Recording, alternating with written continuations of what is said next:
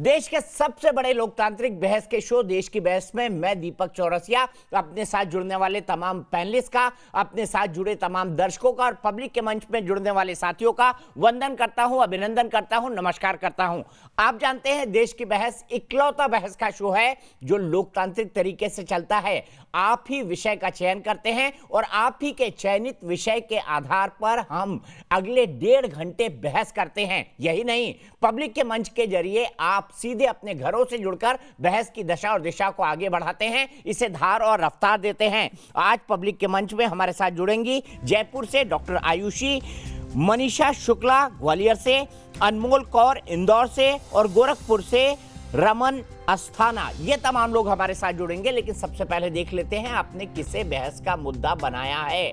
आज बहस का मुद्दा है जो प्रधानमंत्री ने कहा है, मानवाधिकारों को राजनीतिक रंग देकर किसने नुकसान पहुंचाया। क्या राजनीतिक पार्टी सेलेक्टिव मानवाधिकार हनन का मामला उठाती है? ये मामला इसलिए उठ रहा है क्योंकि राजस्थान के मसले पर कांग्रेस पार्टी चुप है। जहां पर हाल ही में दलितों की हत्या हुई, रेप के मामले बढ़े, वहीं लखीमपुर जैसे मामले पर कांग्रेस पार्टी ने हाय तौबा मचा रही है, ऐसा भारतीय जनता पार्टी के नेताओं का मानना है। सवाल यह है, क्या यह सेलेक्टिव मानवाधिकार हनन उठाने का मामला है? कई बार हमने देखा है कि पीडीपी जैसी पार्टियां जम्मू कश्मीर के अंदर गाहे बगाहे आतंकवादियों की नीतियों का समर्थन कर देती हैं। ये कह देती हैं कि बहके हुए लोग हैं। क्या इस तरह का मानवाधिकार हनन का मामला उठाना भारत की अंतर्राष्ट्रीय छवि को दागदार करता है? इस पर भी बात करेंगे, साथ ही साथ उन लोगों पर भी बात करेंगे जो नारे लगाते हैं बड़े बड़ी संस्थाओं में, जेएनयू जैसे संस्थाओं के अंदर, और कहते हैं कि सेना और जो पैरामिलिट्री फोर्सेस है वो नक्सलियों की और आतंकवाद के मानवाधिकारों का हनन कर रही है। यह भी बहस का एक मुद्दा होगा, लेकिन सबसे पहले देख लेते हैं अभी तक की रिपोर्ट क्या है और किस आधार पर प्रधानमंत्री ने आज नेशनल ह्यूमन राइट्स कमीशन में यह बात कही है। और प्रधानमंत्री का निशाना सीधे सीधे आज कांग्रेस था। एक ही प्रकार की किसी घटना में कुछ लोगों को मानव अधिकार का हनन दिखता है और वैसी ही किसी दूसरी घटना में इन्हीं लोगों को मानव अधिकार का हनन नहीं दिखता। मानवाधिकार हनन की घटनाओं पर राजनीतिक दलों के अपने अपने फायदे देखने वाले सिलेक्टिव अप्रोच पर प्रधानमंत्री मोदी ने जमकर निशाना साधा। पीएम मोदी ने ऐसे लोगों को नसीहत भी दी। मानव अधिकार का बहुत ज्यादा हनन तब होता है जब उसे राजनीतिक चश्मे से देखा जाता है, राजनीतिक नफा नुकसान के तराजू से तोला जाता है। जबकि इस मसले पर कांग्रेस ने भी प्रतिक्रिया दी है। प्रधानमंत्री की तो कोई अप्रोच ही नहीं है, क्लीन चिट दे देते हैं। लखीमपुर पे एक ट्वीट का क्या एक शब्द नहीं बोलते, मंत्री को बर्खास्त नहीं करते। हाथरस में इतना बड़ा हादसा हो गया, मुख्यमंत्री अपने पद पे बहाल है। एनएचआरसी के स्थापना दिवस के मौके पर पीएम मोदी के बाद बीजेपी ने कई घटनाओं का जिक्र किया, जिसमें कुछ विपक्षी दलों की चुप्पी पर सवाल उठाए। जघन्य अपराध राजस्थान में हो जाता है, मगर क्या आपने राहुल गांधी, प्रियंका वाड्रा, क्या आप बंगाल के किसी नेता को वहां जाके धरना देते हुए आपने देखा? नहीं, किसी ने ट्वीट भी नहीं किया, किसी ने फेसबुक पे भी एक पोस्ट नहीं छोड़ा, किसी ने इस विषय पे चर्चा भी नहीं। हालांकि राजस्थान के मुख्यमंत्री अशोक गहलोत ने भी पलटवार किया। हमारे आना चाहिए, प्रधानमंत्री जी को आना चाहिए, गृह मंत्री जी को आना चाहिए। लखीमपुर की हिंसा, दलितों महिलाओं पर हो रहे अत्याचार समेत कश्मीर पर महबूबा जैसे नेताओं की सिलेक्टिव अप्रोच से जाहिर है कि सियासी नफा नुकसान भाव कर ही मानवाधिकार के मुद्दे पर सवाल उठाए जाते रहे हैं। देश की बहस में चर्चा है कि एक जैसे मामलों में मानवाधिकार के हनन पर मुखर होने के बजाय राजनीतिक नजरिए का अलग अलग चश्मा क्यों? तो सबसे पहले देख लेते हैं देश की बहस में हमारा आज का सवाल क्या है। आप जानते हैं हम एक सवाल पूछते हैं और जिसका जवाब आप हाँ या ना में देते हैं, और कार्यक्रम के अंत में हम देश के बहस के दर्शकों की राय बताते हैं। क्या मानवाधिकार पर राजनीति से देश की छवि खराब हो रही है? जी हाँ, छवि खराब होती है अंतर्राष्ट्रीय समुदाय में जब यूएन में कश्मीर के मानवाधिकार का मामला उठाया जाता है और इस पर हमारे नेता भी बोलते हैं। ये भी एक बड़ा सवाल है। आपको पता है वोट कैसे करना है? कार्यक्रम के बारे में कोई राय है, सुझाव है या शो में शामिल होना चाहते हैं तो हमें 9711002266 पर वोट करें। सीधे अपने बड़े पैन को इंट्रोड्यूस करता हूं। मेरे साथ भारतीय जनता पार्टी की राष्ट्रीय प्रवक्ता संजू वर्मा जी हैं, मेरे साथ कांग्रेस के राष्ट्रीय प्रवक्ता गुरदीप सप्पल साहब हैं, मेरे साथ रूट्स इन कश्मीर से जुड़े कश्मीरी एक्टिविस्ट सुशील पंडित जी हैं, मेरे साथ विवेक श्रीवास्तव जी हैं जो कि लेफ्ट के नेता है। शुरुआत सप्पल साहब मैं आपसे करूंगा। राजस्थान में दलित को पीट पीट कर मार दिया जाता है, बलात्कार होते हैं, लेकिन आपका मानवाधिकार उल्लंघन कहीं सिलेक्टिव तो नहीं, क्योंकि आपको सिर्फ लखीमपुर दिखता है, आपको सिर्फ हाथरस दिखता है, लेकिन राजस्थान की घटनाएं नहीं, क्यों? यह सवाल भारतीय जनता पार्टी उठा रही है और सवाल भी पूछ रही है आपसे।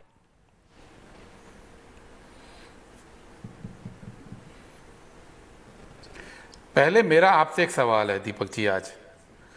आज जो प्रधानमंत्री जी ने बोला उसमें ये तो क्लियर हो रहा है ना कि बीजेपी मानवाधिकार में यकीन करती है, क्योंकि हम लगातार देखते हैं कि ग्रास रूट लेवल पे बीजेपी के कार्यकर्ता मानवाधिकार के बड़े खिलाफ बोलते हैं। तो आपका क्या मानना है कि आज ये तय हो गया कि मानवाधिकार इस देश में होने चाहिए? गुरदीप सप्पल जी, सवाल पूछना मेरा काम है, आपने तो रोल ही बदल दिया। मेरा सवाल है ये। नहीं, आपने तो रोल ही बदल दिया। सवाल पूछना मेरा काम है, जवाब देना आपका। उसका वजह है आज जो प्रधानमंत्री जी, नहीं, मेरा भी है, उसका वजह है, मैं विपक्ष से हूं, क्योंकि आज प्रधानमंत्री जी के मन में जो जगी मानवाधिकार के लिए पीड़ा, वो इस तथ्य को झुटलाती है कि पिछले 7 साल में उन्होंने NHRC जो मानवाधिकार आयोग है उसको खत्म कर दिया है। उसका ना चेयरमैन था इस साल 7 महीने तक, ना एक्टिंग चेयरमैन, ना मेंबर, ना डायरेक्टर जनरल इन्वेस्टिगेशन। आधी से ज्यादा जो शिकायतें आ रही हैं मानवाधिकार आयोग में वो प्रोसीजरल ग्राउंड पे खारिज करनी पड़ रही हैं, और जो बाकी बच रही हैं उसके लिए डीजी इन्वेस्टिगेशन नहीं था। 7 साल में 3 बार सुप्रीम कोर्ट को इंटरवीन करना पड़ा है। तो जो सरकार ने मानवाधिकार आयोग को बिल्कुल निकम्मा कर दिया, खत्म कर दिया। अभी परसों पीसी पंत जो उसके सदस्य हैं उन्होंने बड़ा दुख जाहिर किया कि NHRC में खाली पोस्टें हैं, स्टेट HRC में खाली पोस्टें पड़ी हैं। कश्मीर में तो इन्होंने 2 साल पहले खत्म ही कर दिया मानवाधिकार आयोग। धारा 370 जब इन्होंने डाइल्यूट की वहां से, उसके बाद स्टेट आयोग खत्म ही कर दिया है। तो जो सरकार मानवाधिकार में बिलीव ही नहीं करती है, जो पार्टी मानवाधिकार के स्ट्रक्चर को लगातार वीक कर रही है, इतना वीक कर रही है कि 3 बार 7 साल में सुप्रीम कोर्ट को इंटरवीन करना पड़ा है कि आप पद तो भरिए, चेयरमैन तो रखिए। वो प्रधानमंत्री आज अगर ये दर्द दिखाएंगे पॉलिटिकल रीजन से, वो गलत है, क्योंकि आज ही उन्हीं की पार्टी के गवर्नर हैं जो पार्टी मेंबर थे, अभी भी अपने को पार्टी मेंबर मानते हैं, हालांकि गवर्नर अपने को पार्टी मेंबर नहीं मानते, पर अब नई परंपरा है। बंगाल के गवर्नर ने बोली ये बात कि बंगाल में ह्यूमन राइट्स का हनन हो रहा है। तो क्या उन्होंने आज अंतर्राष्ट्रीय स्तर पर भारत की इमेज को डाउन किया है? ये जवाब पहले बीजेपी दे, हम अपने बातों का जवाब बाद में देंगे। दीपक जी ठीक है, अब मैं सीधे संजू वर्मा जी के पास जाता हूं। संजू वर्मा जी, सेलेक्टिव अप्रोच तो आपका भी है, इसलिए क्योंकि लखीमपुर खीरी में बीजेपी के किसी नेता ने तो ट्वीट नहीं किया कि वहां पर क्या हालात बने, किसानों को क्यों कुचल दिया गया। तो अगर ये आरोप गुरदीप सप्पल जी पर राजस्थान के लिए लगता है, तो लखीमपुर खीरी पर आप पर भी लगता है। देखिए दीपक जी, मैं बिना तोड़ मरोड़ के सीधी बात करूंगी। पहली बात तो ये कि प्रधानमंत्री नरेंद्र मोदी ने जो कहा कि मानव अधिकारों का इतने सालों से हनन हो रहा था और इसका विपक्ष जो है, इसकी जिम्मेदारी विपक्ष को कई हद तक लेनी पड़ेगी। मुझे बताइए इसमें झूठ क्या है?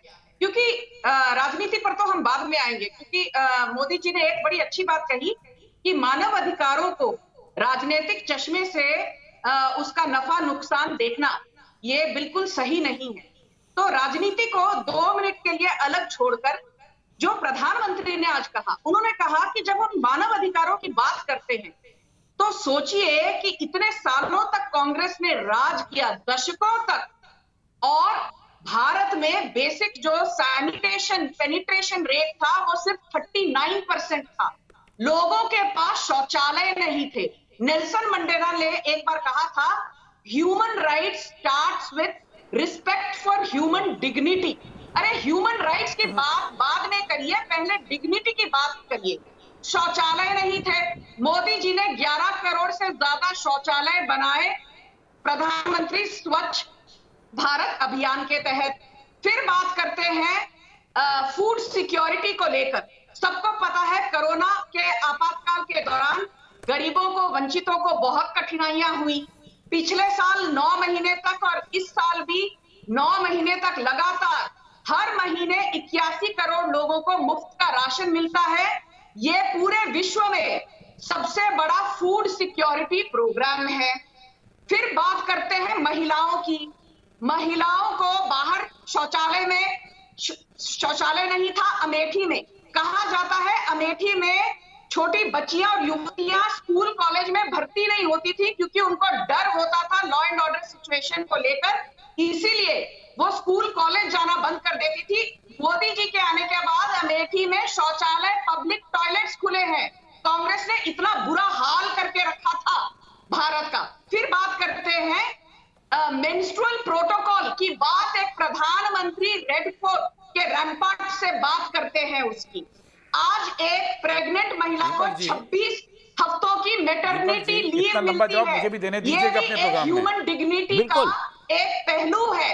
इतना लंबे जवाब का वक्त मुझे भी चाहिए। अब बात करते हैं किसानों की। इनको बोलिए थोड़ा चुप हो जाए, इतना बौखलाइए मत। मैंने आपको टोका नहीं था, प्लीज कीप क्वाइट। बात करते हैं किसानों की जिस पर इतनी राजनीति हुई। आपको शर्म नहीं आती है? राहुल और प्रियंका वड्रा कोई झाड़ू लगाने लगता है तो कोई गिद्धों वाली राजनीति, वल्चर टूरिज्म करता है। हनुमानगढ़ में पुलिस ने लाठीचार्ज किया किसानों पर, प्रियंका गांधी के मुंह में दही जम गया। छत्तीसगढ़ में गोलियों से छल्ली कर दिया 5 आदिवासी किसानों को। प्रियंका वड्रा वहां पर फोटो ऑप करने, झाड़ू लगाने क्यों नहीं गई? फिर बात करते हैं महाराष्ट्र की। पिछले 18 महीनों में शिवसेना के साथ कांग्रेस भी सत्ता में है, एनसीपी सत्ता में है। 4,500 किसानों ने खुदकुशी कर ली। राहुल गांधी ने एक ट्वीट तक नहीं किया। क्यों? महाराष्ट्र भारत का हिस्सा नहीं है, राजस्थान भारत का हिस्सा नहीं है, जवाब ले लेते हैं संजू जी। भारत का हिस्सा नहीं है। जवाब ले लेते हैं। आपने तो पूरा गोल पोस्ट ही चेंज कर दिया, लेकिन आपने तो पूरा गोल पोस्ट ही चेंज कर दिया ह्यूमन डिग्निटी की बात लाकर। लेकिन सप्पल साहब मुझे ये बताइए लखीमपुर खीरी आपका जाना बिल्कुल बनता था क्योंकि किसानों का एक मुद्दा था। वहां किसानों को एक मंत्री के बेटे ने रौंद दिया था, लेकिन जो 2 कार्यकर्ता भारतीय जनता पार्टी के मारे गए थे, जिनको डंडों से पीट कर मार दिया था और जिसके लिए किसान नेता कह रहे हैं इन पर हत्या का केस नहीं दर्ज होना चाहिए, उनके घर राहुल जी और प्रियंका जी क्यों नहीं गए? ये तो अन्याय है। ये आपका सिलेक्टिव अप्रोच है। मैंने कहा कि लखीमपुर खीरी ने इन्होंने नहीं ट्वीट किया और आपने भी इस पर राजनीति कर दी। नहीं दीपक जी, मैं खाली 10 सेकंड लूंगी, 1 मिनट। नहीं संजू जी, गलत होगा, अनफेयर होगा। गुरदीप जी पर आप अपने वक्त पर बोलिएगा, मैं पूरा वक्त देता हूं आपके पास। संजू जी, दीपक जी वो ANI की फीड तो शायद आपके स्टूडियो में भी आई होगी, जिसमें प्रियंका गांधी ने स्पष्ट बोला था कि वो बीजेपी के उन दोनों कार्यकर्ताओं के घर जिनकी मृत्यु हुई थी इस पूरे घटनाक्रम में जाना चाहती थी और पुलिस ने मना किया कि आप वहां मत जाइए, वहां के परिवार के लोग नहीं चाहते। ये फीड आपके पास भी आई होगी, आप पूछिए, दिखा भी सकते हैं लोगों को। उनके परिवार वालों के स्टेटमेंट है टेलीविजन पर कि हम स्वागत करेंगे, हम स्वागत करेंगे प्रियंका जी और राहुल जी का। हम भी किसानों के बच्चे, हमारे घर भी आइए। उनका स्टेटमेंट है, आप चाहे तो मैं निकाल के दिखा सकता हूँ। दीपक जी, वो स्टेटमेंट प्रियंका के वहां पे जाने के बाद, प्रियंका जी के जाने के बाद 2 दिन बाद आया है। जब वो वहां थी, जब वो गई थी लखीमपुर, उस दिन की घटना को आज भी जा सकती थी, वो आज भी जा सकती थी, कोई दिक्कत नहीं थी। राहुल जी ने भी ट्वीट किया है कि सभी लोग नहीं 1 मिनट आज चली जाती, वो कोई दिक्कत ही नहीं थी। 1 मिनट, स्पष्ट स्टैंड है, तेरा मृतक मेरा मृतक। दीपक जी, तेरा मृतक मेरा मृतक, मेरा पक्ष तेरा पक्ष, ये बीजेपी की भाषा है। ये हम लोगों के लिए, हमारे हिसाब से हर व्यक्ति को बराबर अधिकार, बराबर डिग्निटी, बराबर उसके हक हैं और हर व्यक्ति को राइट टू लाइफ है, वो कोई भी हो। इवन अगर कोई कातिल होता है ना, उसको भी राइट टू लाइफ है। यही तो कांग्रेस ने संविधान में लिखवाया था, यही तो संविधान है देश का, जिसको बीजेपी नहीं मान रही। बीजेपी कहती है कि ये हमारे 2 हैं, वो आपके 4 हैं। अरे भाई, वो सब भारत के नागरिक हैं, और जो नागरिक नहीं भी होते हैं ना भारत में, अगर वो रहते हैं या विजिट पे आते हैं, उनको भी राइट टू लाइफ है। ये बात आप समझिए। और इस बात को बार बार कहना कि राजस्थान में नहीं बोलते, घटनाएं तो देश में बहुत होती हैं, पॉलिटिकल पार्टीज को या विपक्ष को तब आना पड़ता है जब सरकार उस पर एक्शन नहीं लेती, जब सरकार के नेता लोग क्रिमिनल के साथ नजर आते हैं, जब सरकार के लोग उन लोगों का बचाव करते हैं जिन्होंने घटनाक्रम को अंजाम दिया होता है। राजस्थान के अंदर तुरंत फुरत कार्रवाई हुई, वहां कांग्रेस पार्टी के किसी नेता ने, मुख्यमंत्री ने, मंत्री ने ना कोई जुलूस निकाला क्रिमिनल के फेवर में, ना कोई कार्रवाई करने से रोकी, ना कोई ट्वीट करके ये बोला कि जिसकी पिटाई हुई वो आतंकवादी है। ये बीजेपी में लगातार हो रहा है और अभी नहीं हो रहा है। सुबोध सिंह तो मुस्लिम नहीं थे, सिख नहीं थे, उनको भी गुनहगार ठहराया। मनीष गुप्ता वो तो नहीं थे, उनको भी गुनहगार ठहराया। उन हाथरस केस में जो बेटी पे बलात्कार हुआ उसके भाई को ही ब्लेम करना शुरू कर दिया। चुनाव में संजू वर्मा जी जवाब देंगे। संजू वर्मा जी जांच में उन्हीं को ही गुनहगार ठहरा दिया। जब ऐसा होता है तब उतरना पड़ता है, तब उतरना पड़ता है। ऐसा नहीं होता है कि हर केस में उतरने की जरूरत है। जिस आपने आतताइयों का समर्थन किया, आपने अपराधियों का समर्थन किया, इसलिए प्रियंका और राहुल को उतरना पड़ा। ये कह रहे हैं गुरदीप सप्पा लखीमपुर खीरी में और चाहे हाथरस में। दीपक जी एक लाइन और, दीपक जी एक लाइन और, अब आप रुक जाइए, बोलने दीजिए संजू जी को। एक लाइन और, आफ्टर थॉट नहीं, गुरदीप जी मैं मौका दे दूंगा आपको, कोई दिक्कत नहीं है। संजू जी बोलिए। नहीं, आप पूरी बात होने दीजिए। आपने उनको बहुत लंबा टाइम दिया था, आपको भी मैंने एग्जैक्टली 2 मिनट दिए हैं। एक लाइन और कि जो FIR है उसमें मंत्री जी का नाम है, उसके पक्ष में मोदी जी हैं, मंत्री जी के पक्ष में मोदी जी खड़े हैं जिसके FIR में नाम है। ठीक है संजू वर्मा जी बोलिए। बीजेपी की सरकार ने के टाइम पे लिखी गई है ना, उसमें लिखा है कि पूरा डिबेट का गलत है। अभी मुझे मौका चाहिए बोलने का। आपको मैंने रोका नहीं, मेरा नंबर आएगा। अच्छा बोलिए संजू जी बोलिए, इसी में बहुत टाइम चल जाता। आपने मुझे ये नहीं बोला, आपने मुझे ये बोल दिया। बोलिए आप, बोलिए, आपका ही वक्त है। दीपक जी, इन्होंने इतने सारे जो भाषण दिए यहाँ पर नैतिकता पर, इनको बता दूं, कांग्रेस सत्ता में है आज महाराष्ट्र में। 33 लोगों ने एक युवती का सामूहिक बलात्कार किया डोंबिवली में। कांग्रेस के मुंह में दही जमा हुआ है। साकीनाका में निर्भया से भी ज्यादा भयानक रेप हुआ एक युवती के साथ। कांग्रेस शिवसेना के मुंह में दही जमा हुआ। को ठहराता है। महाबलेश्वर में, चुप हो जाइए अभी, महाबलेश्वर में एक युवती के साथ कार्रवाई हुई, और राहुल गांधी के मुंह में दही जमा हुआ है। अभी सुन लीजिए दीपक जी, आपने वापस मेरे को फेस ऑफ कर ले आए हो आप इनके साथ। संजू जी जब ये बोलते हैं आप मुझे टोका टिप्पणी करने नहीं देते। अभी इनका वहां पे किस मंत्री ने गुनहगारों के पक्ष में बयान दिया या आरोपिता को या विक्टिम को आरोपित कर दिया? संजू वर्मा जी, ये क्या तरीका है? हर बार उठ के चली जाती हैं। ये मतलब हम क्लासरूम में बैठे हुए हैं या कोई मैच्योर पॉलिटिकल डिबेट कर रहे हैं यहाँ पर? आप मुझे मौका नहीं देते हैं। आप संजू जी ये मुझ पर आरोप लगा रहे कि मैंने आपको मौका दिया, आपको ज्यादा बोलने को दिया, इनको कम दिया। मुझे लग रहा है कि अब तो मेरे को दोनों स्पोक्स पर्सन के साथ कोई बैरोमीटर लेकर बैठना पड़ेगा। दीपक जी करने का मौका दीजिए। संजू जी आधा टाइम आपका इसी में चला जाता है। बोलिए उनको बोलने को, क्योंकि उनको सिर्फ बोलना आता है, पर कार्रवाई के लिए भी बोल दीजिए। बोलिए। मैं भी अपनी बात रखना चाहती हूँ दीपक जी, बीच-बीच में टोक रहे थे बार-बार, पर कार्रवाई भी करें। चलिए सिर्फ संजू वर्मा जी को दिखाइए प्लीज। कांग्रेस के प्रवक्ता को बोलिए उनकी परमिशन की जरूरत नहीं है। एक के बाद एक चुनाव कांग्रेस हार रही है, आपको शर्म आनी चाहिए। जितनी राजनीति करनी है लखीमपुर पे कर लो। पिछली बार 2017 में कांग्रेस को 7 सीटें, ओनली 7 सीट्स आपको हासिल हुई थी। इस बार आपको वो भी हासिल नहीं होंगी। अभी बात आती है, बात मुद्दे पर करते हैं। दीपक जी, मानव अधिकारों की जब बात करते हैं तो नेगेटिव पॉलिटिक्स के को पीछे रखकर मैं पॉजिटिव पॉलिटिक्स पर आपका ध्यान केंद्रित करना चाहती हूँ। आज विश्व का सबसे बड़ा फूड सिक्योरिटी प्रोग्राम वो नरेंद्र मोदी की सरकार के तहत है। 81 करोड़ लोगों को मुफ्त राशन हर महीने दिया जाता है। आज दुनिया का सबसे बड़ा हेल्थ केयर प्रोग्राम जिसके तहत अभी तक 2 करोड़ से ज्यादा लोगों को मुफ्त का उनका इलाज हुआ है, वो है Ayushman Bharat, the biggest health programme in the world. फिर बात आती है बिगेस्ट फाइनेंशियल इंक्लूजन स्कीम, सबसे बड़ी फाइनेंशियल इंक्लूजन स्कीम विश्व की जनधन योजना, जिसके तहत 44 करोड़ से ज्यादा बैंक के खाते खुले हैं, जिसमें से 22 करोड़ से ज्यादा खाते तो महिलाओं के खुले हैं। फिर बात करते हैं जो अरे भैया, अपंग लोग एजेंडा हैं, पे बात डिसेबल्ड करो ना लोगों कोई। की बात करते हैं। एजेंडा पे बात डिसेबल्ड करिए लोगों आप। के लिए यहाँ सरकारी पे हम नौकरियों रिपोर्ट में आरक्षण 3% से बढ़ाकर 4% संजू कर जी, ये दिया। पहली बार में आप पूरा बोल चुकी हैं। ये मानव अधिकारों के तहत आता है, चाहे फिनेंशियल इंक्लूजन हो, फूड सिक्योरिटी ये जो हो, ये जो आयुष्मान बहस का भारत मुद्दा है हो, उसके ऊपर कॉन्सेंट्रेट करिए आप। उसके पास आयुष्मान भारत और इंश्योरेंस। आप लोगों ने तो शौचालय तक नहीं खुलवाए। अरे भाई, जो आज डिबेट का मुद्दा है उसके बारे में कोई ठीक है, पॉइंट है ठीक आपके है पास संजू या जी, नहीं? संजू जी, ये पहले आर्गुमेंट में आप पूरी लिस्ट गिना चुकी थी, मुझे कोई आपत्ति नहीं है दूसरी बार भी गिनाने में, लेकिन मैं सीधे विवेक श्रीवास्तव जी के पास जाऊंगा।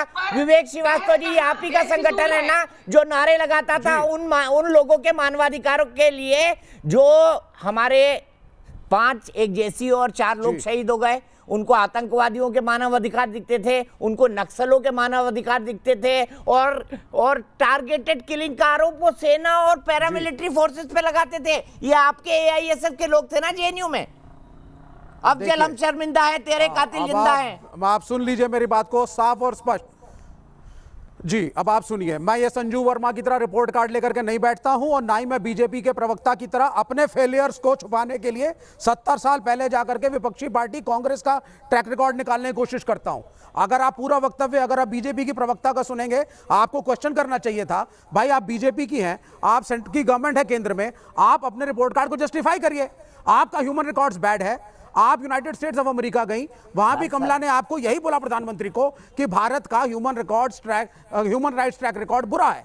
पूरे विश्व में ये बातें हो रही हैं। ना, ये कौन है गुजरात ये के सब दंगों वाले से जो कहानी लगाते शुरू हैं? हुई, अब दिल्ली जल के हम दंगों शर्मिंदा तक है, आई, तेरे कातिल मुजफ्फरनगर जिंदा में है। आई। ये कातिल सुनिए, हाँ। जुडिशियल किलिंग क्या सुप्रीम हाँ, कोर्ट ने नहीं, करी है, अब आप बताइए ना। सुनिए, अब आप ये सुनिए। आप ही की विचारधारा के लोग हैं ना जो नहीं, आधी अब आप रात को सुनिए सुप्रीम जरा, कोर्ट ध्यान से खुलवाते हैं। सुनिएगा। नहीं, मेरी विचारधारा सुनिए सर, अब आप सुनिए, मेरी विचारधारा के बारे में आपको ज्ञान नहीं है, और या तो ज्ञान है तो आप छुपाते हैं।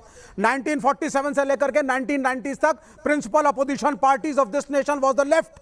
ये आपको मालूम है कि नहीं?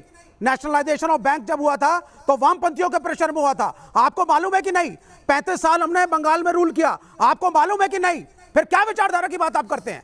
सर, ये जो दंगाई 7 साल से केंद्र में सरकार चला रहे हैं और हिंदू मुसलमानों की लड़ाइयां हो रही है, चिंता मत करिए। हाँ, नहीं, जवाब मुझे देने दीजिए। नारे लगा आप मुझे बोलने दीजिए पहले। आपके आपने प्रवक्ताओं को समय दिया है। नारे लगा सकते हैं। नहीं, सुनिए, आप पहले आप मुझे समय दीजिए बोलने का। आप मुझे इंटरफेयर मत करिए और बोलने दीजिए पहले। Don't interfere. आपने दोनों प्रवक्ताओं को टाइम दिया है और डरिए मत मेरी बात से। बोल रहे हैं, तो घबराइए मत। वामपंथियों से डर बहुत लगता है आपको जी। अब आप सुनिए साफ साफ क्या हम कहना चाहते हैं। पुलिस को खुली छूट नहीं दे सकते। सुनिए सर, अब आप बोलने दीजिए साहब। गया जो डर गया वो मर गया। डर लगता है क्योंकि हमारी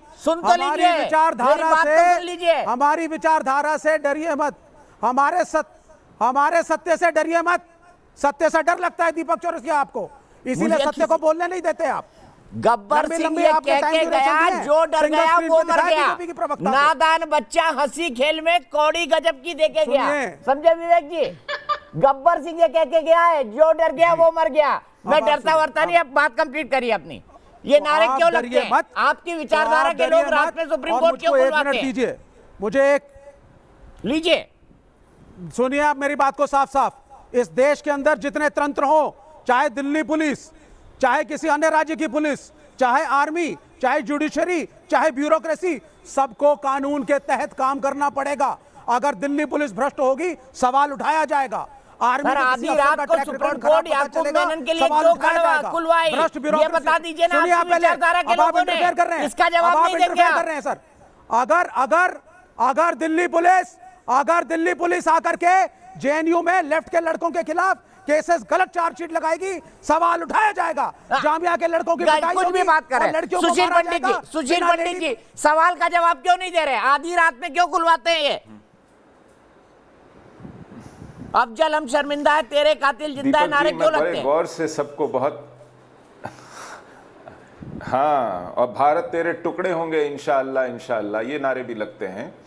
मैं बहुत इत्मीनान से सबको सुन रहा था। मैं चाहूँगा कि मुझे भी थोड़ा धैर्य से मेरे साथी सुने जो बाकी पैनल पर हैं। देखिए, गुरदीप सप्पल जी बहुत कसीदे पढ़ रहे थे कांग्रेस के मानवाधिकार पर जो रिकॉर्ड है उसके।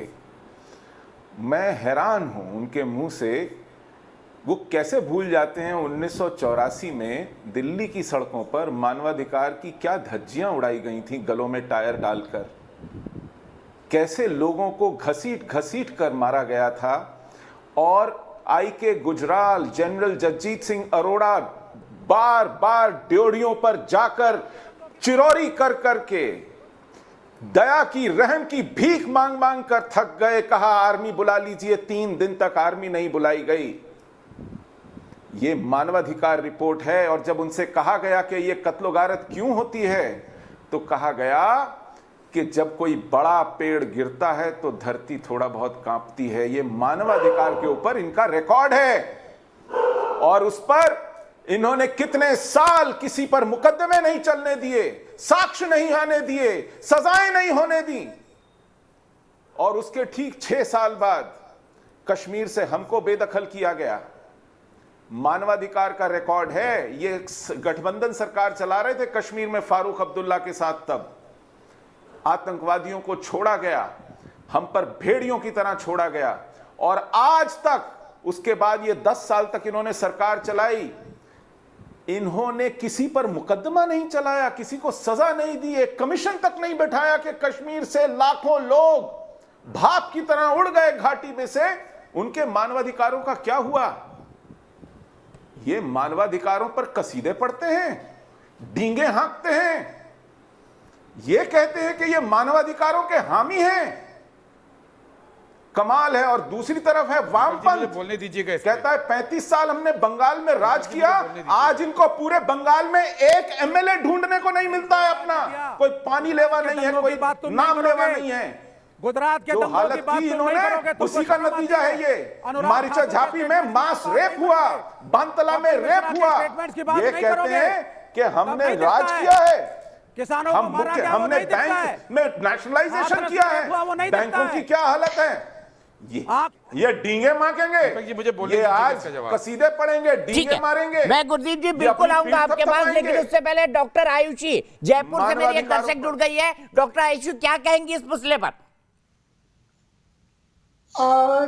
लखीमपुर की जो घटना है जिस पर कांग्रेस इस तरह से राजनीति करने में लगी हुई है, उत्तर प्रदेश ही उनका एकमात्र मिशन जैसे रह गया हो, इस प्रकार से वहां पर वो ओछी राजनीति कर रहे हैं। और वहीं राजस्थान में पीलीबंगा के प्रेमपुरा गांव में जब एक दलित युवक की मार मार कर हत्या कर दी जाती है, तो 4 दिन तक तो ना वहां के कलेक्टर, ना वहां के एसपी और ना मुख्यमंत्री जी स्वयं वहां की सुध लेते हैं। जबकि यहाँ राजस्थान में 15 मंत्रालय, 15 विभाग ऐसे हैं जो कि मुख्यमंत्री जी खुद देखते हैं। 36 विधायकों के काम मुख्यमंत्री जी अपने जिम्मे लेकर बैठे हैं, जिसमें कि यहीं पर डॉक्टर आयुषी, आप चूंकि जयपुर से बोल रही है, मैं गुरदीप सप्पल जी का ध्यान खींचूंगा। गुरदीप सप्पल जी, आवाज जयपुर से आई है और सुशील पंडित जी ने आप पर तीखे आरोप लगाए। आप कहा कि टायर बांध बांध के लोगों को जला दिया 1984 में आपने, और फिर उन्होंने कश्मीर की बात दोहराई। क्या कहेंगे इस पर आप? क्या उन लोगों के मानवाधिकार नहीं है? और उन्होंने वेस्ट बंगाल की बात कही। मैं सिलेक्टिव अप्रोच की बात इसलिए कर रहा हूं, वेस्ट बंगाल में बहुत पोस्ट पोल वायलेंस हुआ, आपके कांग्रेसियों को मारा गया, लेकिन कांग्रेस हाईकमान बिल्कुल खामोश है। उल्टा आपने ममता बनर्जी के खिलाफ कैंडिडेट भी नहीं खड़ा किया।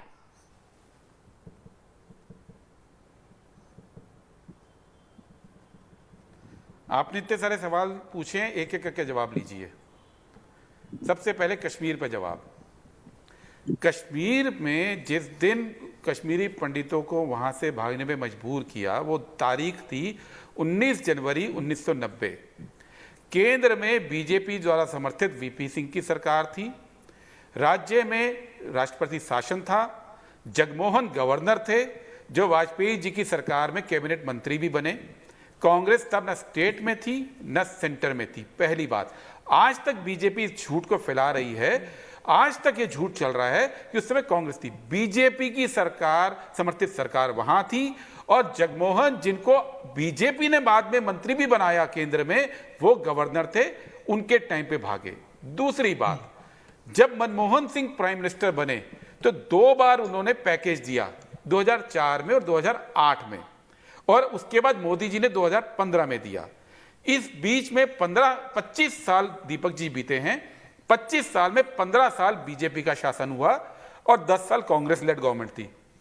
बीजेपी भूलती है कि वो 15 साल इस बीच में शासन कर चुके हैं।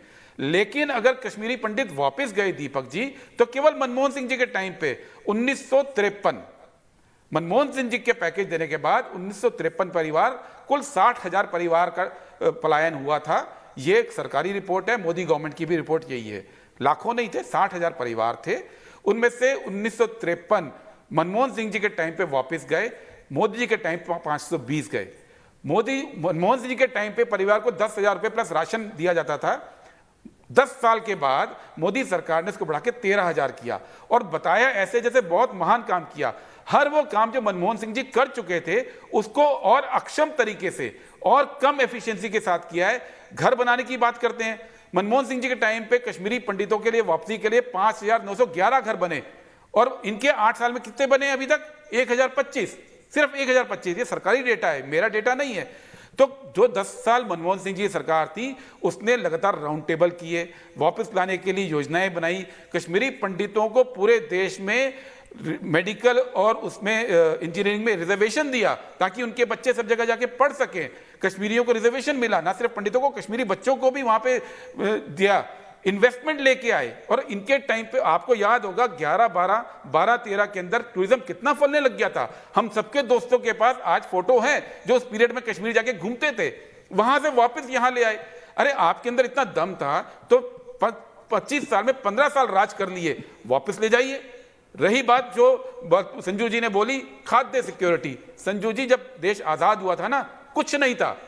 आज अगर 80 करोड़ को आप खाना दे रहे हैं, उसके पीछे यही हरित क्रांति, यही श्वेत क्रांति है जो इसके पहले की सरकारों ने की थी, कांग्रेस गवर्नमेंट की सरकार ने की थी। और आप जो दे रहे हैं खाना, वो फूड सिक्योरिटी बिल नहीं, 1 मिनट, जो फूड सिक्योरिटी बिल 2013 में पास हुआ, 14 में, उसको उसके अंडर कर रहे हैं, जिसको पिछले साल इकोनॉमिक सर्वे में बीजेपी ने खत्म करने की बात की थी कि 80% लोगों को खाना देने की जरूरत नहीं है, केवल 20% को देंगे। वो तो कोविड आ गया तो आपको करना पड़ रहा है, और उस लॉ के तहत करना पड़ रहा है जो यूपीए ने पास किया था, और आपकी सरकार ने इसको खारिज किया। कर रहे हैं आप। और मेरे साथ बीजेपी से रोहित चहल जुड़ गए हैं और जेडीयू से माधवानंद जी जुड़ गए हैं। मैं दोनों के पास जाऊंगा, लेकिन सुशील पंडित जी, कश्मीरी पंडितों पर उन्होंने कई फैक्ट्स बताए, क्या कहेंगे? उनका कहना है कि उस वक्त तो बीजेपी की सरकार थी, बीजेपी समर्थित सरकार थी, राष्ट्रपति शासन चल रहा था, जगमोहन वहां थे। क्या जवाब देंगे गुरदीप सप्पल को?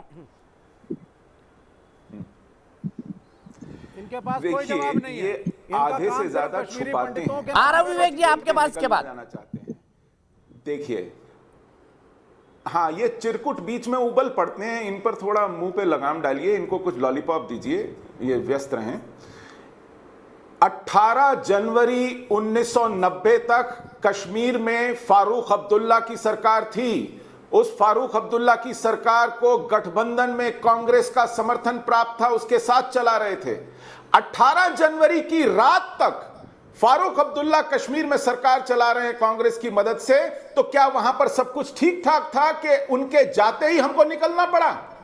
हमारा विस्थापन शुरू हो गया था 3 महीने पहले से, जब राजीव गांधी कश्मीर में थे, दिल्ली में शासन कर रहे थे। वीपी सिंह की सरकार आई 4 दिसंबर को 1999 को। तो क्या आप कह रहे हैं कि एक ही महीने में यह पूरा काया पलट हो गया कि हमको जाना पड़ा? पहली हत्या श्री टीकालाल टपलू की 14 सितंबर 1999 में हुई।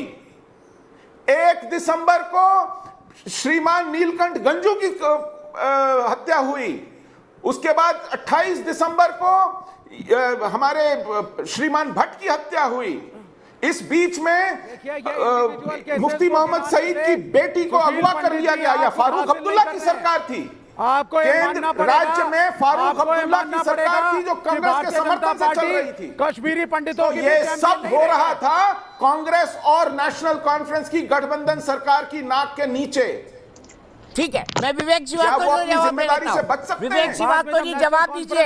आप खुद अगर उस वक्त बात करी जाए मुफ्ती मोहम्मद सईद की, उस सरकार को तो लेफ्ट फ्रंट का भी समर्थन था भाई। देखिए, आप लोग क्या कर रहे थे? आपने क्यों नहीं बचाया कश्मीरी पंडितों को? बताइए, आप मेरी बात सुनिए साहब, बताइए आपने क्यों नहीं बचाया कश्मीरी पंडितों को? आप मेरी बात सुनिए। कश्मीरी पंडितों, हाँ सुनिए, कश्मीरी पंडितों के साथ जो हुआ वो बुरा था, सब उसकी निंदा करते हैं, लेकिन यहां बैठ करके कश्मीरी पंडितों को वोट बैंक बनाने वाले सुशील पंडित का कोई मॉरल राइट नहीं है। भारतीय जनता पार्टी के काले चिट्ठों को ये छुपाते हैं और इनका मकसद सिर्फ कश्मीरी पंडितों के एनजीओ चला करके रोटी सेकना है। यहां आकर के हिंदू मुसलमान करना ये कोई अच्छी बात है? डॉक्टर मनमोहन सिंह के टाइम पे रिहैबिलिटेशन ऑफ कश्मीरी पंडित्स बड़े तरीके से हुआ। सभी पार्टियों ने अपने अपने राज्यों में कश्मीरी पंडितों के रिहैबिलिटेशन हिंदू शब्द नहीं कहा है। पूरा देश कश्मीरी पंडितों के साथ वामपंथी जिहादियों के साथ मिलकर पहले मेरी बात को, जेएनयू से लेकर कश्मीर तक आग लगा रहे हैं। कोई जिहादी नहीं है, ये मुखबिरी कर रहे हैं, आग लगा रहे हैं जिहादियों के साथ मिलकर। अलीगढ़ मुस्लिम यूनिवर्सिटी में, जामिया मिलिया में, श्रीनगर में, हैदराबाद में, जादवपुर में, इसीलिए इनका सूखा साफ हुआ है। बंगाल में एक नाम लेने वाला एमएलए नहीं बचा है इनका बंगाल में। कांग्रेस पार्टी ने एक एमपी नहीं है इनका केरला से, नाम लेने लायक कोई बचा नहीं है बंगाल में। जमानतें जब्त हुई हैं इनकी कारनामों के कारण। और ये कहते हैं कि वोट बैंक करते हुए इन्हीं का कन्हैया कहता था कम्युनिटी आगे बढ़े, भारत तेरे टुकड़े होंगे इंशाल्लाह इंशाल्लाह। आज वो कूद के कांग्रेस में चला गया है। बिल्कुल, कांग्रेस और इनमें कोई फर्क नहीं है। इमरजेंसी में ये कांग्रेस की गोद में बैठे थे, किसी ने कुछ इमरजेंसी में ये कांग्रेस की गोद में बैठे थे। इन्होंने देश पर दमन चक्र चलाया है, उसके टुकड़ों पर सोवियत संघ के पिछलग्गू थे और 1962 के युद्ध अपने में मुद्दों को चीन के एड्रेस साथ कर लिया। खड़े थे। मनीषा शुक्ला मेरे एक ग्वालियर से दर्शक जुड़ गई हैं। इस बीच कांग्रेस के राष्ट्रीय प्रवक्ता रोहन गुप्ता भी मेरे साथ जुड़ गए हैं। रोहित चहल और रोहन गुप्ता दोनों से बात होगी, माधव जी से बात होगी, लेकिन मनीषा क्या कहना है इस विषय पर आपको? क्या मानवाधिकार को लेकर पॉलिटिकल पार्टी सिलेक्टिव है? जी, मानव अधिकार की जहां तक बात है ये पूरे देश पर लागू होती है, न कि एक प्रदेश स्तर पर। ये आप सभी एक ही जगह पर केंद्रित हो गए हैं, जबकि मानव अधिकार का हनन तो हमारे देश में जब बच्चा जन्म लेता है उस समय से ही प्रारंभ हो जाता है। आरक्षण के रूप में इतने समय से जो लड़ाई हम लड़ते आ रहे हैं, क्या बच्चे की गलती है कि वो समर्थ समाज में पैदा हो रहा है? चलिए मनीषा जी, आप ये दूसरा मुद्दा उठा लाई, ये मानवाधिकार से थोड़ा इतर मुद्दा है, लेकिन क्या इसको मानवाधिकार में शामिल करना चाहिए? आगे इस पर भी बात करेंगे। लेकिन रोहित, मैं आपसे जानना चाहता हूं, बार बार विवेक श्रीवास्तव जी एक ही बात कर रहे हैं कि भारतीय जनता पार्टी की गलतियों को ढांपने के लिए लोग खड़े हो जाते हैं जब कश्मीरी पंडितों की बात करते हैं, या फिर लखीमपुर खीरी में अगर उन लोगों की बात उठा ली जाती है जिनको तथाकथित किसानों ने पीट पीट कर मार डाला। क्या ये तर्क ठीक है विवेक जी का? देखिए दीपक जी, जहां तक विवेक जी का बात और कांग्रेस के प्रवक्ताओं की बात है, जो कश्मीर पर उन्होंने झूठ बोला, उसकी पोल जो खुद कश्मीरी पंडित यहाँ पे सुशील पंडित जी बैठे, उन्होंने उनकी पोल दी। सच्चाई जो है वो देश के सामने लाई। देखिए आज इस देश के अंदर जब बुरहान वानी, उसको आतंकवादी का ह्यूमन राइट इनको दिखाई देता है, लेकिन कश्मीर में जब सेना के ऊपर पत्थर मारे जाते हैं, भारतीय सेना के जवान शहीद होते हैं, तो उनका ह्यूमन राइट किसी को दिखाई नहीं देता। इसी देश के अंदर जब नक्सलियों के द्वारा हमारे दंतेवाड़ा के अंदर 74 जवानों की हत्या कर दी जाती है, तो उनका ह्यूमन राइट किसी को दिखाई नहीं देता, लेकिन नक्सलियों के ह्यूमन राइट दिखाई दिया जाता है। जब कश्मीर के अंदर 1990 के अंदर हिंदुओं को नरसंहार किया जाता है, हिंदुओं का 1984 के अंदर दिल्ली के अंदर सिखों का नरसंहार किया जाता है, 2002 के अंदर गोधरा के अंदर ट्रेन के अंदर हिंदुओं को जिंदा जला दिया जाता है, उनका ह्यूमन राइट किसी को दिखाई नहीं देता। वो मानव नहीं है, क्योंकि सिलेक्टिव ह्यूमन राइट है। लेकिन हाँ सोनिया जी, देखिए मैंने आपको डिस्टर्ब नहीं किया, फिर से क्रिएट करना चाहते हैं। भारतीय जनता पार्टी है कि सिख वर्सेस हिंदू हो। आप चाहते हैं कि सिखों और हिंदुओं में अलगाववाद बढ़े। रोहित चहल के ह्यूमन राइट का सम्मान करिए। रोहित कंक्लूड करिए, मुझे रोहन गुप्ता जी के पास जाना है। विवेक भाई, उनके ह्यूमन राइट का सवाल सम्मान कर लीजिए ना थोड़ा सा। चाहते हैं दीपक जी, मैं एक तथ्य आपके सामने रखना चाहूंगा कि सिखों और हिंदुओं में अलगाववाद हो, ये बीजेपी की साजिश है। मैं सुशील जी आ रहा हूं आपके पास, कि सिखों हिंदुओं में अलगाववाद हो। दीपक जी मैं बोल लूं? हाँ कंक्लूड करिए रोहित। मैंने किसी को डिस्टर्ब। देखिए, इस देश के अंदर सोनिया गांधी जी रोती है बाटला हाउस एनकाउंटर में आतंकवादी के मरने के अंदर, उनको ह्यूमन राइट आतंकवादी का दिखाई देता है। लेकिन वहीं मोहन चंद शर्मा उसी एनकाउंटर में शहीद होते हैं, हमारे मोहन चंद शर्मा इंस्पेक्टर, उसको ह्यूमन राइट नहीं दिखाई देता, उसको फर्जी बता दिया जाता है। आज दिल्ली के अंदर जब अंकित सक्सेना, डॉक्टर नारंग से लेके, चाहे हमारे एक लंबी लिस्ट है, जिस तरीके से आपने देखा दिल्ली के अंदर डॉक्टर नारंग हो, अंकित सक्सेना हो, चाहे अंकित शर्मा हो, इनको मॉब लिंचिंग की जाती है, उसका ह्यूमन राइट किसी को नहीं दिया था। लेकिन तबरेज का और 1 लाख का ह्यूमन राइट यहाँ पर देश के अंदर दिखाई देता है। लेकिन महत्वपूर्ण विषय दुख यहाँ पर है, इस देश के अंदर फिलिस्तीन से लेकर और रोहिंग्या मुसलमानों का ह्यूमन राइट दिखाई देता है, लेकिन इस देश के अंदर जो नरसंहार हिंदुओं का होता है वो किसी को नहीं दिखाई देता, क्योंकि वो मानव नहीं है। आज राजस्थान के अंदर जिस तरीके दलित एक युवक की हत्या कर दी जाती है, उसका ह्यूमन राइट नहीं है, क्योंकि राजस्थान में हुआ, वहां कांग्रेस की सरकार है। ये किस तरीके से, ये लोकतंत्र के लिए खतरा है। आज कोई भी ह्यूमन राइट हो, चाहे वो हिंदू हो चाहे मुसलमान हो, सबका ह्यूमन राइट है और उसकी बात करनी चाहिए। सेलेक्टिव ह्यूमन राइट की बात करने वाले आज कश्मीर के अंदर जब एक वहां पर जब हत्या कर दी जाती है, सुरेंद्र कौर जी हो, नहीं, सेलेक्टिव ह्यूमन राइट कुछ नहीं है। माखनलाल बिंदु आज जी हो, आप उनकी चाहते बेटी हैं का human किसानों right का नहीं है। आंदोलन कमजोर माखनलाल हो, बिंदु जी की इसलिए बेटी की सिखों बात सुनिए आप। और ठीक है। हिंदुओं क्या रोहित रुक जाइए, रोहन गुप्ता जी को लाना जरूरी है, उन्होंने एक शब्द भी नहीं बोला अभी तक। रोहन जी, मैं आपसे जानना चाहता हूँ, क्या Congress party selective human right अपनाती है? और दूसरा आरोप आप पर यह है कि जो लोग नक्सलियों के ह्यूमन राइट की बात करते थे, आतंकवादियों के ह्यूमन राइट की बात करते थे जेएनयू में, और जिनके लिए बड़ी बड़ी संगोष्ठी करते थे, आज वैसे लोग आपकी पार्टी में। देखिए दीपक जी, आपके काफी पैनलिस्ट को मैं सुन रहा हूँ, बहुत बड़े दुख की बात है कि जो ह्यूमन राइट्स की हम बात कर रहे हैं, मैं आ रहा हूं, प्लीज मैं सुन लीजिए। मैं दीपक जी यही कहना चाहूंगा कि ह्यूमन राइट्स का जो वायलेशन है उसकी जिम्मेदारी सारी सरकारों की है। हम क्यों उसको हिंदू मुसलमान में बांट रहे हैं? अभी भाजपा प्रवक्ता को सुन रहा था, वो हिंदुओं या मुसलमानों देश का नागरिक है, अगर ह्यूमन राइट वायलेशन होता है तो सरकार की जिम्मेदारी है। अभी हम लखीमपुर की बात कर रहे हैं, वहां पे भी ह्यूमन राइट वायलेशन है कि सरकार ने जो मंत्री है, बीच में मत बोले, बीच में मत बोले, मैं बीच में नहीं बोला था, मैं बीच में बिल्कुल नहीं बोला। रोहित सुन लीजिए ना, गलत होगा। रोहित प्लीज, रोहन जी कंप्लीट करिए प्लीज। रोहन जी बोलिए। मुझे बीच में बोलने की आदत नहीं, दीपक जी आप जानते हैं। मुख्य मुद्दा है कि आप जब बात कर रहे हैं, मैं लखीमपुर खीरी की बात कर रहा हूँ, ह्यूमन राइट वायलेशन तो एक हुआ है, पर भाजपा के सरकार के मंत्री के लड़के की जिम्मेदारी होने के बावजूद भी अगर एक्शन नहीं लिया जाता है, उनसे आप क्या अपेक्षा रखेंगे? यहाँ पे हम डिफेंड नहीं कर रहे हैं, जो हर बार ये लोग हिंदू मुसलमान करके अपनी विफलताओं छिपाने का प्रयास करते हैं दीपक जी, पूरे देश के सामने एक्सपोज हो गए। जम्मू कश्मीर में जिस दिन हिंदू मरे थे, उस दिन सिख भी मरे थे, उस दिन मुसलमान भी मरे थे। जब हिंदू की अंतिम यात्रा निकल रही थी, मुसलमान भाई बहन वहां पे रो रहे थे, और ये लोग यहाँ पे हिंदू मुसलमान की राजनीति कर रहे हैं। रोहित चहल हनुमानगढ़ राजस्थान का विजुअल दिखा रहे हैं, जो दलित भाई मारा गया उसका विजुअल दिखा रहे हैं रोहन जी। वहां पे हमने एक्शन लिया। और मुझे बताइए, मैं रोहित चहल से पूछना चाहूंगा, सुन लीजिए एक मिनट, मुझे एक नेता का नाम बताइए रोहित, दीपक जी, कि भाजपा का एक भी नेता उनके परिवार को मिलने गया हो। मैं चैलेंज मारता हूँ, रोहित चहल बताइए, आप एक नेता का नाम बताइए। आप यहाँ पे बैठ के डिबेट करते हैं, एक नेता आपका मिलने गया है, हम इन्विटेशन देते हैं आपको। ठीक है, माधव आनंद जी, उसके बाद राहुल देव जी जुड़ गए हैं, उनके कनेक्शन के साथ प्रॉब्लम है। माधव जी के बाद मैं राहुल जी के पास जाऊंगा। माधव जी। दीपक जी, प्रधानमंत्री जी ने जो आज चिंता व्यक्त की, ये चिंता तो जायज है। जो कांग्रेस के लोग कर रहे हैं हिंदू मुसलमान तो कांग्रेस के लोग करने का काम करते हैं। एनडीए की सरकार के लिए समाज के सभी वर्ग एक जैसे हैं। जहां मुसलमान की बात करें, ट्रिपल तलाक को किसने लाया, किस कानून के तहत आया है, किसी केंद्र की सरकार ने लाने का काम किया है? तो क्या वह मानवाधिकार का उल्लंघन नहीं हो रहा था? जो मुस्लिम महिलाओं के साथ अत्याचार हो रहा था? तो ये सरकार संवेदनशील सरकार है, चाहे हिंदू भाई हो, चाहे मुसलमान भाई हो, चाहे सिख भाई हो, चाहे समाज के अन्य वर्ग हो, सबके लिए उतनी ही चिंतित है। और जहां तक कांग्रेस तो डबल स्टैंडर्ड रखती ही है, इसमें कोई नयापन नहीं है, कोई नई बात नहीं है।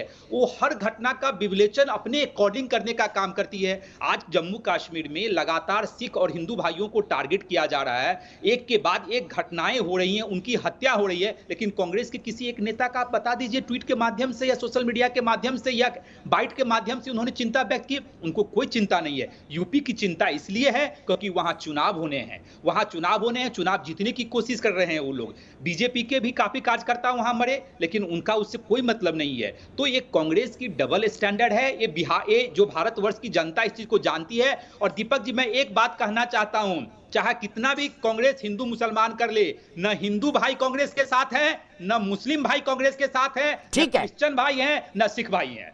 कोई भी कांग्रेस के साथ नहीं है। मैं सीधे राहुल देव जी के पास चलता हूं। राहुल जी, मुझे एक बात समझाइए, post poll violence West Bengal के अंदर हुआ, बाकी पूरी पॉलिटिकल पार्टी खामोश, सिर्फ बीजेपी बोलती रही। उधर लखीमपुर खीरी में जो किसानों पर गाड़ियां चढ़ा दी गई, एक मंत्री पुत्र के द्वारा ये आरोप लगे हैं, मैं ये नहीं कहता कि उन्होंने चढ़ा दी, ये आरोप लगे हैं, उस पर बीजेपी का कोई ट्वीट नहीं। तो क्या वाकई पॉलिटिकल पार्टी सेलेक्टिव हिसाब से मानवाधिकारों को देखती है? ये आरोप बीजेपी पर भी है, कांग्रेस पे भी है।